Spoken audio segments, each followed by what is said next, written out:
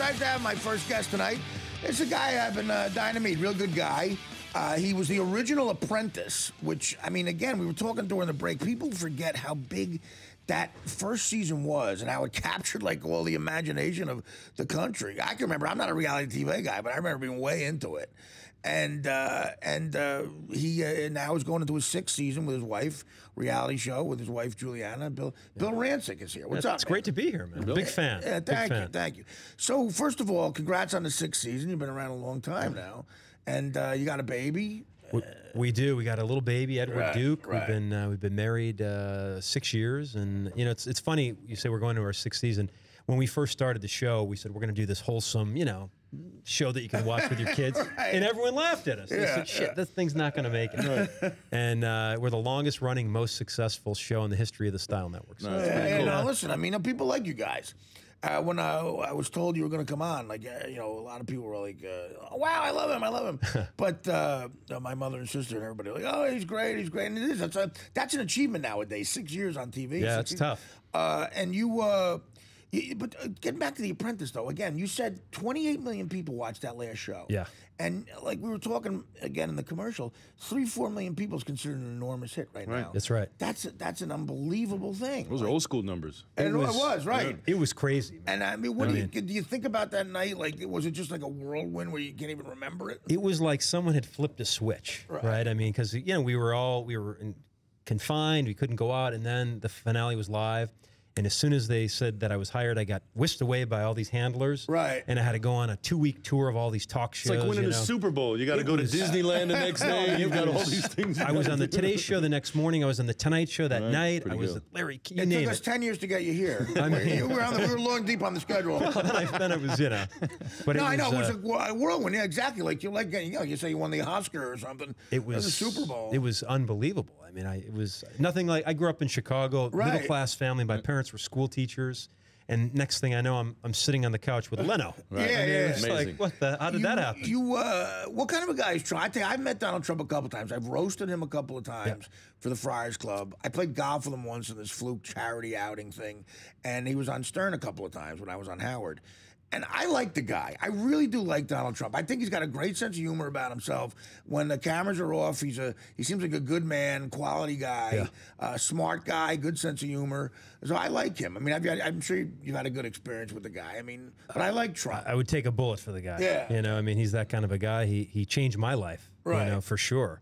And after I won, I thought I'm probably never going to see this guy again. Right. But that wasn't the case. He was involved. He held up his end of the bargain, took me under his wing, and I'll tell you, he's an impressive guy to be able to learn from. Well, don't sell yourself short, though. I've watched a little bit of the shows over the years, and the one thing that he's a hustler. You're a hustler. And I mean that in the best sense of the word. A guy like Trump recognizes that. So I think even without Mr. Trump, you would have still been pretty successful. Maybe not to the extent.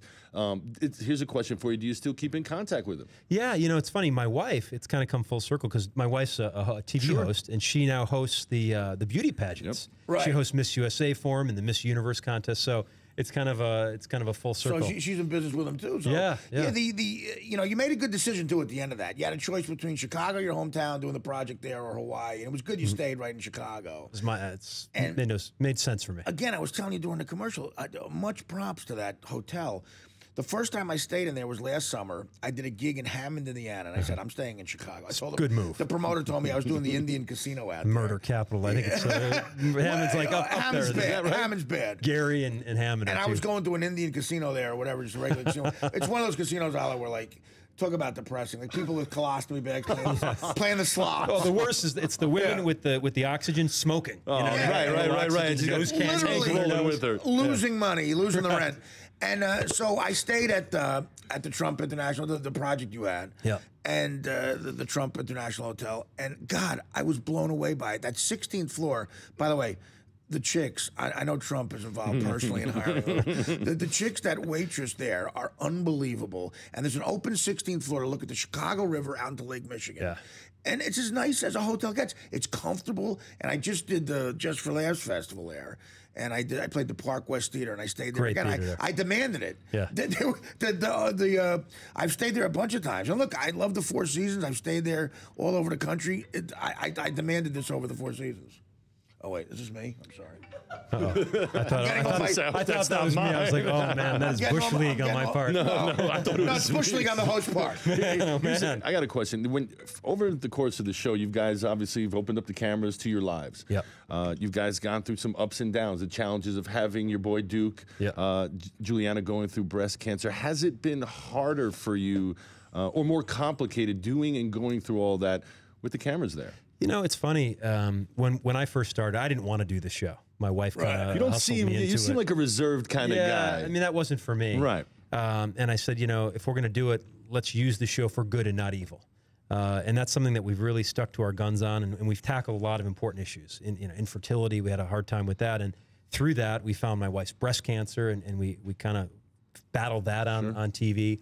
And I'll tell you, man, it has been one of the most rewarding things I've ever done, because I can't tell you how many people will come up to me and they'll say, thank you. My wife finally went and got a mammogram, or, you know, we're struggling with having a baby, and now my parents know what we're going through because there was such a taboo with it. Well, it's not your call in a way, too, because it's like, you know, did they give you a chance to get out when the breast cancer came? I mean, I would hope they would. Well, I'm the executive producer of the show. Yeah, so I mean, I can. It's a big discussion to have with Juliana, because she's going through that, and, you know, I mean, that's hard to do. We talked about it, and it was literally a 5-minute conversation.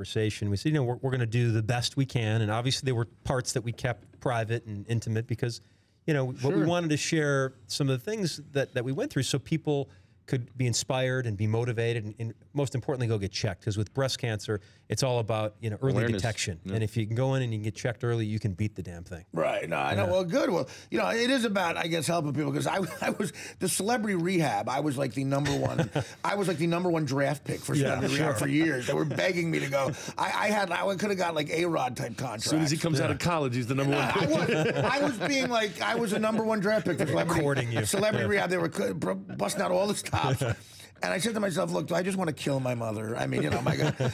But do I want to be thrown up next to Dennis Rodman in a hotel? But I think what you did, I think, is a smart decision, because it will. All right, wait a minute. Hello. People are calling me about my my engagement. Well, it's a big. Who is this? Who is this? Mario. Can't tell. Mario, I'm on the air right now. Can I call you back? Yes, you can. I just wanted to say congratulations. I adore you, and no one deserves it more than you. Oh, thank you. I'm literally on the air right now. But I love you, Mario. Thank you, buddy. I adore you. I was raving about you the other day. I just love you, Artie, and I wish you all the happiness in the world. You deserve it. You're a good fucking man. Okay. All right. Thanks. Say that? Thanks, Mario. I guess you did. It's not like. Thanks, man. I'll talk to you soon, man. 7-second delay. All right, buddy. Thank you. So when I got engaged, right? He remembered. You know, this reminds me of. Wait, let me turn this off. I'm sorry. This reminds one time. There are a lot of guys in Chelsea that are disappointed. That was very nice of Mario. My God. Yeah. When I was on the Stern Show, Chris Rock was a guest, and he's always like one of the best guests there. He's like hilarious. And Nicolas Cage just happened to be in the building, and he just walked in. He just walked in the room and sat down. So we started talking to Nicolas Cage, and Rock is a friend of the show, and he's kind of sitting there, had a bunch of things to promote.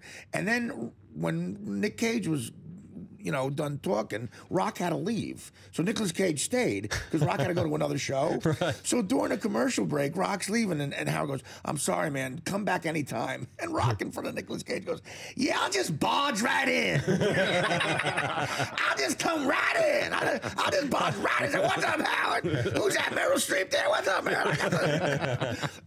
I apologize. Oh. No, but I want to talk more about the hotel, because how involved were you in that project, like getting it up there? Because it's an unbelievable piece of work. Yeah. And he said you're going to be really involved. Like, how involved were you? Well, you know, listen. At the end of the day, it was, you know, Donald Trump's money, and he you know, he is very hands-on. Right. His kids are very active. You know, his kids are brilliant. You know, it's in their DNA. Yeah, you could tell. Yeah, they don't mess around. They're the first ones in the office. The daughter's not something I would not screw her over. She's sharp. Yeah, but they're actually, you know, in the office in the morning. They stay late. I mean, these kids aren't phoning it in like a lot of, they're not getting handed stuff to them. Right, they're earning Paris Hiltons of the world. You know, well, I think it's a reflection of him. It's like you're not going to be a bum. You know, right. But when I first got engaged, he called me up and he congratulated me, and he says, "Get a prenup."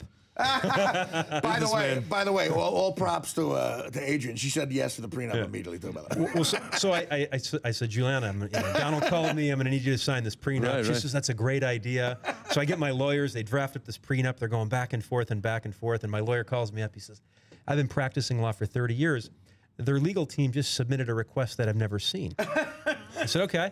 He says, well, Juliana wants to put a cheating clause in the prenup. Ooh. And if you get caught cheating, she gets 110% of your net worth. Oh, That better be worth Not it. 100, 110%. there's incentive. That's future earning. All right, we're going to take a quick break, and we'll come right back, talk more with Bill Rancic right after this.